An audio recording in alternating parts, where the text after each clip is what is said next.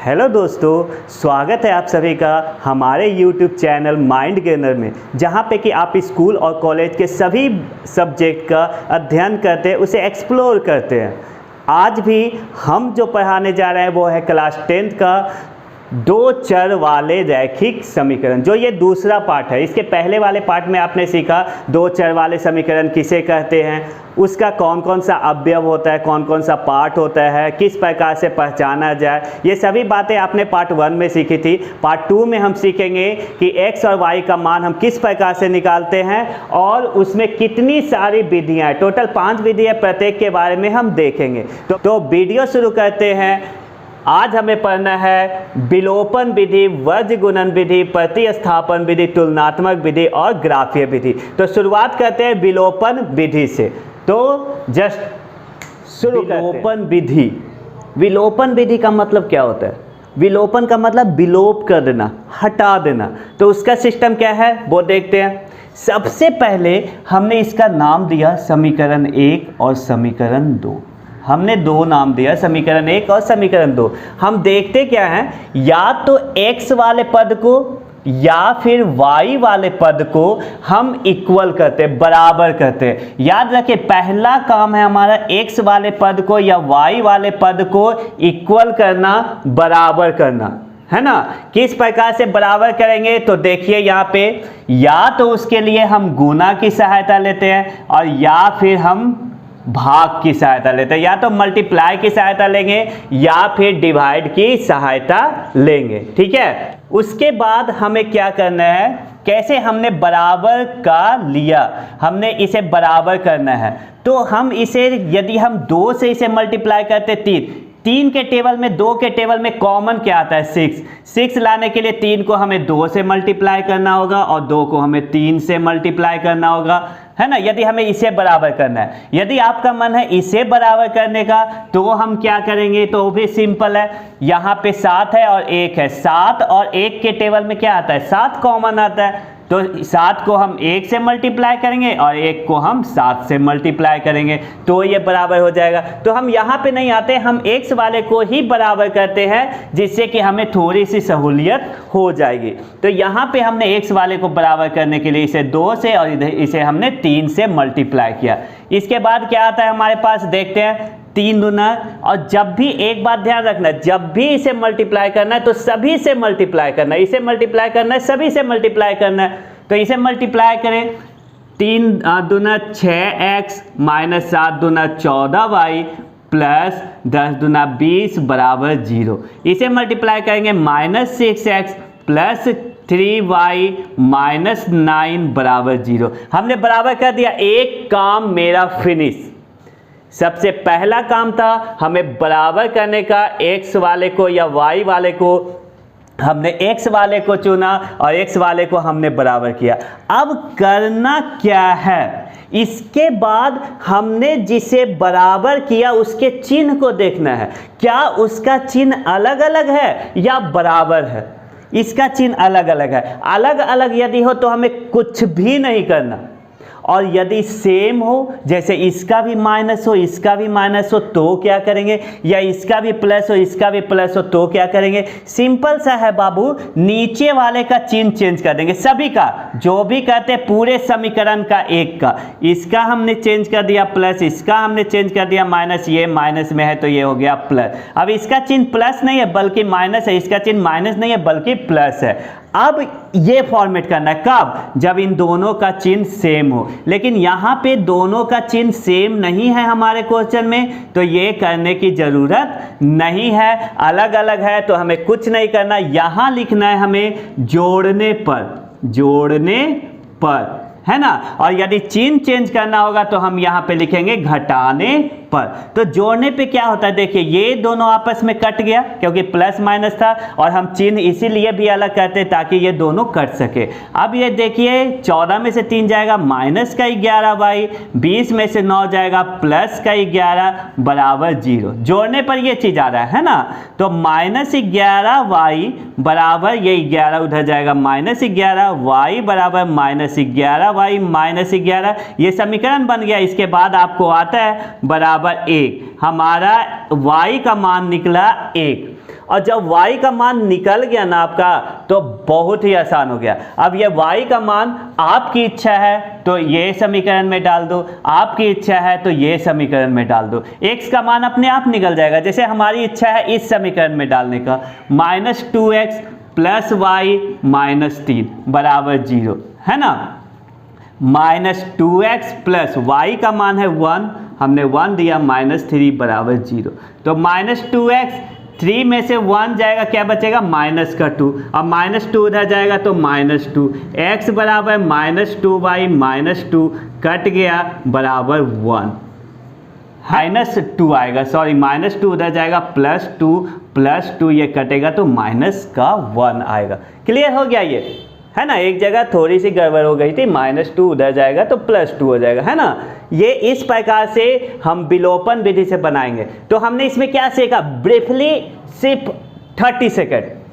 सबसे पहले x या y को हमें बराबर करना है, बराबर करने के लिए गुना और भाग करना है। हमने x वाले को सेलेक्ट किया, x वाले को हमने बराबर किया, फिर हम देखेंगे दोनों का चिन्ह अलग अलग है या नहीं। यदि अलग है तो कोई बात नहीं, और यदि सेम है तो नीचे वाले सभी का चिन्ह चेंज कर देंगे। और यदि चेंज करना है तो यहाँ लिखना है घटाने पे, और यदि नहीं चेंज करना है तो लिखेंगे जोड़ने पे। जब हम इसे सॉल्व करते हैं ये पहला कट जाएगा जिसे हमने बराबर किया है, उसके बाद हम इसे सॉल्व करने पे एक समीकरण प्राप्त होता है, समीकरण से हम इस चीज को निकाल लेते हैं। जो मान आता है y का वो इसमें या इसमें हमने पुट करते हैं, तो उसके बाद हमें दूसरे चीज का मान, दूसरे चर का मान आ जाता है। ये हमारा ब्रीफली कंटेंट हुआ, ठीक है। और हमें उम्मीद है कि यह नियम आपको भली बात ही समझ में आ गया होगा।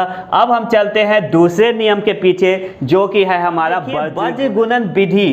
क्या है तो इस चीज को बनाने के लिए पहले हम इसके कंटेंट को यहाँ पे डिटेल में लिखते हैं। यहाँ जैसे हमने लिखा 3x - 7y + 10 बराबर 0, थोड़ा डिटेल में। यहाँ पे -2x + y -3 बराबर 0 हमने डिटेल में लिखा। क्यों लिखा बताते हैं हम, है ना। ये समीकरण हमने लिखा। अब हमें क्या करना है, सबसे पहले x लिखना है। x लिखने के बाद x वाले को ढक दे। अभी फिलहाल समझाने के लिए हमने क्या किया, इसे मिटा दिया। आप कॉपी में मिटा नहीं सकते, आप उसे ढक लेना। हमने ढक लिया। अब आया ये y। क्रॉस मल्टीप्लाई का मतलब क्या होता है, वज्र गुणन विधि का मतलब क्या होता है। हम इस प्रकार का इन दोनों को गुना करके और इन दोनों को गुना करके आपस में घटा देते हैं, उससे हमें x या y का मान निकल जाता है। तो हम करेंगे क्या, इसे और इसे मल्टीप्लाई करेंगे और इसे मल्टीप्लाई करेंगे। सेम क्रॉस बन रहा है। तो पहले हमने -7 और -3 को क्रॉस किया, -7 और इंटू -3 को क्रॉस किया, और फिर हम माइनस का चिन्ह देंगे, और फिर हम इसे और इसे यानी कि 10 और 1 को क्रॉस करेंगे हम, यानी कि गुना करेंगे। 10 और गुने 1, ये पूरा का पूरा एक क्रॉस बन गया। तो ये पहला काम खत्म हो गया। इसे यदि हम और पहले जैसा हमने लिख दिया तो हम क्या देखते हैं, b हमने समीकरण पढ़ा था ना, a1 b1 c1 a2 b2 c2। तो हमने किससे गुना किया है, हमने गुना किया है b1 को c2 से, b1 को c2 से हमने गुना किया है, और फिर माइनस दिया है। फिर हमने c1 को b2 से गुना किया, c1 को b2 से गुना किया। ये आपको समझ में आ गया होगा। दूसरा, अब हम y वाले को ढकेंगे, और y वाले को ढकेंगे तो हम इसे ऐसे मिटा देते ताकि आपको समझ में आ जाए। और हमने यहाँ पे y लिख लिया, हमने यहाँ पे y लिख लिया। अब इसके आगे चलेंगे, ये हमने किया था, इसके आगे चलेंगे। 10 को इधर से नहीं बल्कि इधर से गुना करेंगे, और फिर 10 के बाद 3 को ऐसे क्रॉस बनाना है। तो 10 को पहले -2 से गुना करेंगे, 10 और गुने -2, और फिर माइनस का चिन्ह देंगे। जब ये हो गया तो अब इसे ऊपर से ये करेंगे, हमेशा ऊपर से शुरुआत करते हैं। 3 को -3 से, 3 गुने -3, यानी कि किसे हमने गुना किया। यदि हम इस चीज़ को हम पहले जैसा लिख देते हैं +y, तो हम क्या देखते हैं, हमने पहले c1 को a2 से गुना किया, c1 गुने a2, और फिर हमने माइनस दिया, और फिर हमने गुना किया a1 को c2 से, A1 को C2 से हमने मल्टीप्लाई किया। सेम प्रोसेस हम आगे करना है। अब हम 1 यहाँ पे रखेंगे और 1 रखने के बाद हम इसे मिटाएंगे और देखेंगे अब इसके बाद कोई नंबर नहीं है, तो यहाँ से शुरू करेंगे, हम इसे मल्टीप्लाई करेंगे फिर इसे, तो 3 इंटू 1 यानी कि 3 इंटू 1 हो गया, फिर माइनस, फिर 7 इंटू -2, 7 इंटू -2, ये हमारा हो गया। ठीक है, अब यहाँ पे हम क्या देखते हैं, ये क्या हमने गुना किया, A1 को B2 से और फिर हमने गुना किया ये B1 को A2 से, B1 को A2 से। ठीक है, ये हमने गुना किया और क्वेश्चन को हम जैसे था वैसे ही हमने लिख दिया। अब इस क्वेश्चन की ज़रूरत नहीं है, तो इस क्वेश्चन को यदि हम मिटा दें तो ज़्यादा बेटर होगा, क्योंकि हमें थोड़ा सा स्पेस भी चाहिए। तो ये हमने इसे कर लिया। ओके, तो यहाँ पे हमने देखा, ये हमने मल्टीप्लाई किया 1 से, ये हमारा हो गया, ये आप देख रहे हो। अब हमें क्या करना है, एक्स वाई यहाँ पे 7 या 21 प्लस का 21 और माइनस का 10, यहाँ पे हम देख रहे हैं वाई बाई माइनस का 20 और माइनस माइनस प्लस का 9, और है ना, उसके बाद हम देख रहे हैं 1/3 माइनस माइनस का 14। ओके, अब हमें इसमें क्या करना है, देखिए एक्स वाई 21 में से 10 गया 11 बराबर बाई 20 में से 9 गया तो माइनस का 11 बराबर 1 माइनस का 11। यहाँ तक आप समझ जाओगे। इसके बाद हम यहाँ पे आ जाते हैं। अब हम देखिए, इसमें y है, इसमें x है, इसमें कुछ भी नहीं है, तो एक बार हम इसे और इसे लेंगे और एक बार हम इसे और इसे लेंगे, जिससे कि इससे और इसे लेने से x का, तीनों तो बराबर है ना, किसी को भी ले सकते हैं। तो x बाई 11 बराबर ये 1 माइनस 11। तो देखिए ये कट जाएगा, x बराबर क्या बचेगा, माइनस का 1 इस समीकरण से, है ना। तो ये एक आंसर आ गया। एक बार इसे लेंगे, देखिए y बाई -11 और 1 माइनस 11, तो ये -11 कट गया, y बराबर 1, ये हमारा दूसरा आंसर हो गया। ठीक है, अब ब्रीफली 30 सेकंड का देख लेते हैं। फिर से हमने क्या किया, पहले इसको ढका, हमने x लिखा, ये ऐसे हमने क्रॉस बना दिया, पहले इसको गुना किया फिर माइनस, फिर इसे गुना किया, क्रॉस बन गया। फिर हम इसे ढका, हमने y लिखा और फिर इसे गुना किया और इसे गुना किया, दोनों के बीच में माइनस दे दिया। फिर हमने इसे ढका, 1 लिखा, फिर इसे गुना किया, फिर इन दोनों को गुना किया, दोनों के बीच में माइनस दे दिया। हमारे पास गुना करने के बाद ये चीज़ आया और इसे हमने क्या किया है ना, पहले हमने इसको इसके साथ लिया तो हमें x का मान आ गया, फिर इसे हमने इसके साथ लिया तो y का मान आ गया। इस प्रकार से वर्ग गुणन का हमारा प्रॉब्लम हम देखने वाले हैं प्रतिस्थापन विधि, है ना, किस प्रकार से हम करेंगे। हमने इसका नाम देना है समीकरण 1, समीकरण 2। अब देखिए पहला काम हमारा क्या है, समीकरण 1 से या समीकरण 2 से हमें x या y का मान निकालना है। आपकी मर्जी है, आप x का निकालना चाहते हो आप x का निकालो, y का निकालना चाहते हो y का निकालो। तो हमने पहले यहाँ पे x का या y का मान निकालना है, समीकरण 1 या 2 से। आपने चूज किया, मान लिया जाए समीकरण 2 या 1। आप गेस करो, समीकरण 1 से यदि हम x का मान निकालेंगे तो ये एक फ्रैक्शन टाइप का आएगा, 10 प्लस 7y और बाई 3, नीचे अपॉन 3 आएगा, तो वो थोड़ा सा लंबा हो जाएगा। तो हमें ऐसा समीकरण चूज करना है, ऐसा समीकरण चुनना है जिसमें से कि हमें वो फ्रैक्शन ना आए। तो यदि हम इसमें y का मान निकालते तो देखिए फ्रैक्शन नहीं आएगा, दोनों उधर चला जाएगा, है ना, क्योंकि इसमें कुछ है ही नहीं कोएफिशिएंट, गुणांक। तो हम समीकरण 2 से मान निकालेंगे। लिखना क्या है, समीकरण 2 से y का मान निकालने पर, y का मान निकालने पर एक बात ध्यान रखिए, हमने y निकाला तो ऐसा नहीं कि आप हमेशा y का ही मान निकालो, आप हमेशा समीकरण 2 से ही मान निकालो, नहीं, ऐसा नहीं है। आपकी मर्जी है ना, समीकरण 1 से निकाल लो या x का मान निकाल लो, आपकी मर्जी है। ठीक है, तो हमने यहाँ पे निकाला। अब कैसे निकालेंगे, हमने -2x प्लस y -3 बराबर 0, तो -2x है ना। सॉरी, यहाँ पे आप ऐसा करो, y बराबर -3 उधर जाएगा प्लस, और -2x उधर जाएगा तो प्लस का 2x, दोनों को हमने उधर भेज दिया, y का मान निकल गया। अब यहाँ पे एक बात ध्यान देने वाली बात है, हमने किससे निकाला था, समीकरण 2 से, और ये हमारा y का मान निकल गया। अब ये मान हम समीकरण 1 में पुट करेंगे, बस इस बात का ध्यान रखना है, यदि हमने मान समीकरण 2 से निकाला है तो उसे समीकरण 1 में पुट करना है, और यदि हमने 1 से निकाला है तो उसे समीकरण 2 में पुट करना है। तो यहाँ पे लिखेंगे y का मान हमने निकाला ना, आप x का मान निकालना तो x का मान समीकरण 1 में रखने पर आपने क्या किया था, आपने मान लिया जाए समीकरण 1 से निकाला था तो आप समीकरण 2 में रखोगे, ठीक है। तो लिखना है put the value of y in equation 1, है ना। तो यहाँ इक्वेशन 1 क्या है, 3x - 7y + 10 = 0। तो 3x - 7 इंटू y का मान कितना है, 3 + 2x, तो हम यहाँ पे लिखेंगे 3 + 2x और +10 = 0। यहाँ पे क्या देख रहे हो आप, 3x - 21 और -7 दूना 14x + 10 = 0। इसे यदि आप सॉल्व करोगे तो 14 में से 3 जाएगा -11x, और 21 में से 10 जाएगा -11 उधर जाएगा तो +11, तो x बराबर क्या हो जाएगा, 11/-11। इस चीज़ को हम ऊपर लिख देते हैं, शायद आपको दिख नहीं रहा होगा। तो -11x बराबर 11 है, तो x बराबर 11/-11, ये कट गया, यानी कि -1।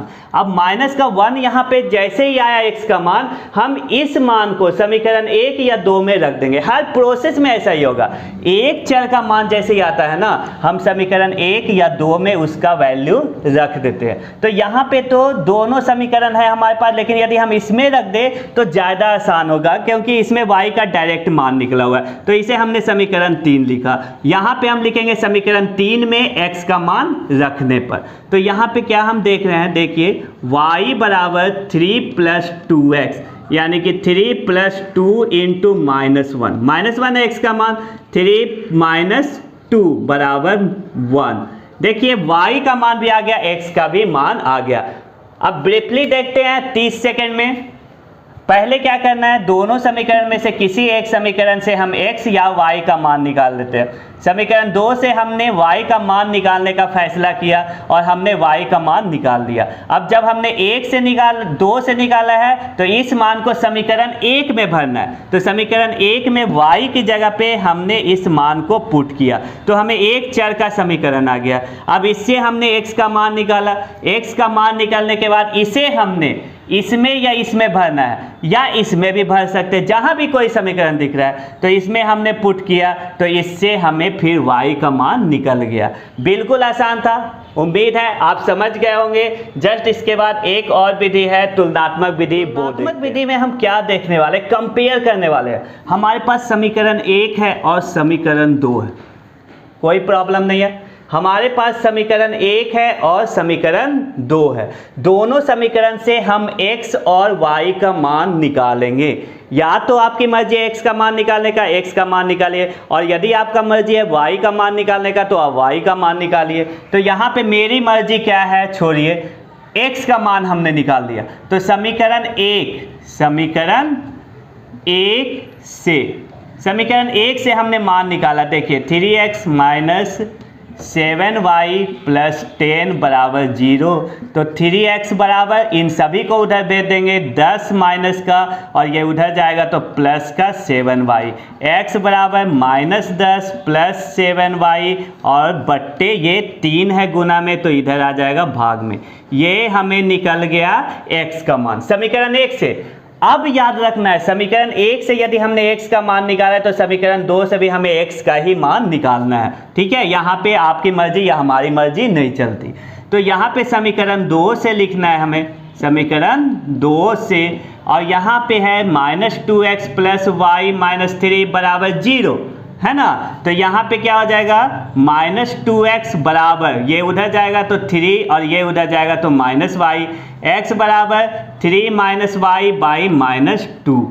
ये हमारा निकल गया है x का मान। अब देखो गौर से, यहाँ भी हमने निकाला x का मान और यहाँ भी हमने निकाला x का मान, दोनों जगह पे x का मान है। तो दोनों को हम क्या करने वाले हैं, कंपेयर करने वाले हैं, तुलना करने वाले हैं। किस प्रकार से तुलना करेंगे, तो इसे और इसे तुलना कीजिए, यानी कि तुलना करने पर लिख सकते हैं, तुलना करने पर, तुलना करने पे हमें क्या आता है, देखिए माइनस का 10 प्लस का 7y/3 और बराबर 3 माइनस y/-2। ये इसको क्रॉस मल्टीप्लाई करेंगे, ये एक समीकरण बन गया, सिर्फ y है, इसमें निकालना आसान है। इसको गुना करेंगे इससे तो माइनस माइनस प्लस का 20 आएगा हमारे पास, और प्लस माइनस माइनस 7 दूना 14y, यहाँ गुना करेंगे 3 तिया 9 और माइनस 3y। अब यहाँ पे क्या देख रहे हैं, ये आप इधर कर दो या ये उधर कर दो, तो 14 में से 3 जाएगा, 11y बचेगा, और इसे हम इधर कर देंगे 11, है ना। तो y बराबर 11 कट जाएगा, कितना बचेगा, 1 आएगा। ये कटेगा ना, 1 आया। अब y का मान आ गया, तो फिर सोचना क्या है, आप इस समीकरण में पुट कर दो, इस समीकरण में पुट कर दो, या यहाँ पे पुट कर दो, ये सबसे आसान है। x बराबर हम लिखेंगे x बराबर 3 माइनस वाई अपॉन माइनस का 2, है ना। x बराबर 2 बराबर 3 माइनस वाई का मान 1 आया है अपॉन 2 बराबर 2/2 कट गया बराबर 1, यानी कि x का भी मान हमें आ गया है और y का भी मान हमें यहाँ पे आ गया है। ब्रीफली अब देखते हैं, है ना, 30 सेकेंड का। सबसे पहले हमें करना है कि इससे भी और इससे भी, दोनों से सेम वेरिएबल का मान निकालना है। या तो आप x का मान निकाल लो या आप y का मान निकाल लो। तो हमने इसमें x का मान चुना, तो इससे हमने x का मान निकाला, हमें आया ये, और इस समीकरण से हमने x का मान निकाला, हमें आया ये। हमने दोनों को कंपेयर किया क्योंकि दोनों x का मान है, तो दोनों को कंपेयर करने से हमें एक समीकरण प्राप्त हुआ, समीकरण से हमें y का मान निकल गया। जब ये y का मान निकल गया तो आपकी मर्जी है, आप इस समीकरण में पुट करो, इस समीकरण में पुट करो, या यहाँ पे कहीं भी आप पुट कर दो, आपको x का मान निकल जाएगा। तो हमने चुना कि क्यों ना y का मान यहाँ पे पुट किया जाए, तो हमारा x का मान क्या हो गया, निकल गया। अब इस प्रकार से आपके, अब देखते हैं हम दो चरों के समीकरण का ग्राफीय विधि कि किस प्रकार से हम उसे ग्राफीय विधि के द्वारा हल कर सकते हैं। तो देखिए हमारे सामने दो समीकरण है, एक है x प्लस वाई बराबर 3, 3x माइनस 2y बराबर 4। तो जैसा हमने 9th में पढ़ा है कि x प्लस वाई में से हम इसका मान निकाल सकते हैं, उसी प्रकार आप निकाल सकते हो। और यदि आपको ये नहीं आता तो नीचे डिस्क्रिप्शन में हमने लिंक दे रखा है क्लास 9th का पॉलिनोमियल चैप्टर, वो आप देख सकते हो। तो यहाँ पे हमने x प्लस वाई से हमने इसका मान निकाला, ठीक है। तो आप x बराबर 1 रखेंगे तो y बराबर 2 आएगा, x बराबर 2 रखेंगे तो सबसे पहले हम क्या करते हैं, एक बार x बराबर 0 और एक बार y बराबर 0 हम इसमें पुट करते हैं ताकि वो एक एक्यूरेट मान आ सके। और यदि कोई भी मान भरने से, कोई भी मान लेने से इनमें से कोई किसी भी वेरिएबल का मान यदि रूट में आता है, दशमलव में आता है, भिन्न में आता है, तो हम उस वैल्यू को नहीं लेंगे। क्यों? क्योंकि उसे आप खुद सोचो, क्या इस संख्या रेखा पे हम दर्शा सकते हैं? नहीं दर्शा सकते, तो हमें समस्या आ सकती है। तो इसीलिए हम वैसा मान लेंगे जो कि बिल्कुल परफेक्ट इस चीज़ पे सही जगह पे बैठ सके।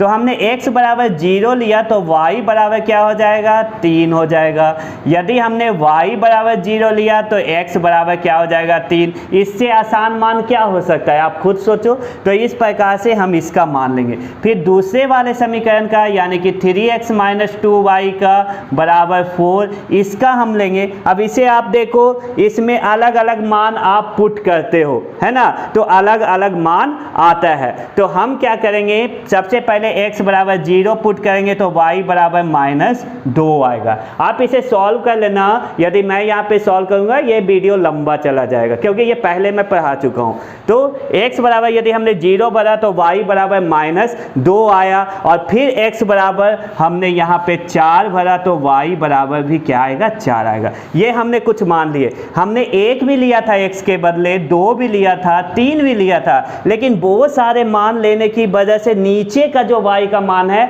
वो भिन्न में आ रहा था, यानी कि एक फ्रैक्शन आ रहा था, जो कि हमें बिल्कुल नहीं चाहिए। तो वो हमने रब पे कर लिया और हमने ये याद कर लिया कि कौन सा मान लेने पे हम आसानी से इसे समझा सकते हैं और वो आप समझ सकते हो, है ना। तो यहाँ पे हमने अब इस समीकरण से हमने यहाँ पे एक लाइन खींचना है। तो देखिए x बराबर 0 है और y बराबर क्या है, 3 है। तो x बराबर 0 कहाँ पे होता है, यहाँ होता है, और y बराबर 3 कहाँ पे होता है, यहाँ होता है। यहाँ आप गोला देख रहे होगे, है ना। इसका मान हम लिख देते हैं, x बराबर 0 और y बराबर 3 हमने लिख दिया, ठीक है। अब हम क्या करते हैं, दूसरा मान x बराबर 3 y बराबर 0, x बराबर 3 और y बराबर 0, y बराबर 0, यानी कि यहाँ पे एक मान होगा जिसका मान होगा 3 और 0। पहले x का मान फिर y का मान। अब हमने इन दोनों लाइन को आपस में मिला दिया, मिल गया ये, है ना। फिर अब दूसरे वाले समीकरण को देखते हैं। देखिए x बराबर 0 तो y बराबर -2, x बराबर 0 तो y बराबर -2, यहाँ पे आ गया। इस चीज़ को हम लिख सकते हैं 0 और -2, ये हमने मान लिख दिया। अब फिर उसके बाद x बराबर 4 तो y बराबर भी 4, x बराबर 4 और y बराबर यहाँ पे 4 आ गया, है ना। इसका मान भी लिख देते हैं, x बराबर 4 और y बराबर 4, ये आ गया हमारा, है ना।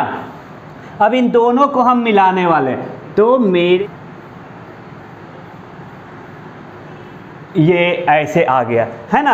अब हम क्या देखते हैं, देखिए यहाँ पे इसके बराबर है और ये इसके बराबर है, यानी कि यहाँ पे ये मान आ रहा है, जहाँ पे ये क्रॉस करेगा वही x और y का एक परफेक्ट मान होगा। तो ये कहाँ पे क्रॉस कर रहा है, आप देख रहे हो x का मान है 2 और y का मान है 1, तो ये हमारा आंसर है, ये हमारा क्या है, आंसर है, ठीक है। तो इस प्रकार से ग्राफीय विधि से आप सॉल्व कर सकते हो। यदि आप ये नहीं आता है तो ये आप देख सकते हो 9th क्लास में, कोई प्रॉब्लम नहीं है, और फिर ये से आप आसानी से बना सकते हो। इस प्रकार से हमने 5 विधियाँ देखी, विलोपन विधि, वज्रगुणन विधि, प्रतिस्थापन विधि, तुलनात्मक विधि, ग्राफीय विधि। ये पांचों विधि को हमने अंडर 30 मिनट आपको बता दिया, और पूरी उम्मीद है हमें कि आपको समझ में आया होगा। यदि किसी भी विधि में आपको कोई प्रॉब्लम हो, नीचे कमेंट सेक्शन में आप भेज सकते हो, और मैं उस पर और भी वीडियो बनाने की कोशिश करूँगा। ओके, जिन लोगों ने सब्सक्राइब नहीं किया है वो सब्सक्राइब कर दे, शेयर कर दे, और यदि आपको वीडियो पसंद आया हो तो उसे लाइक कर दे। Thank you.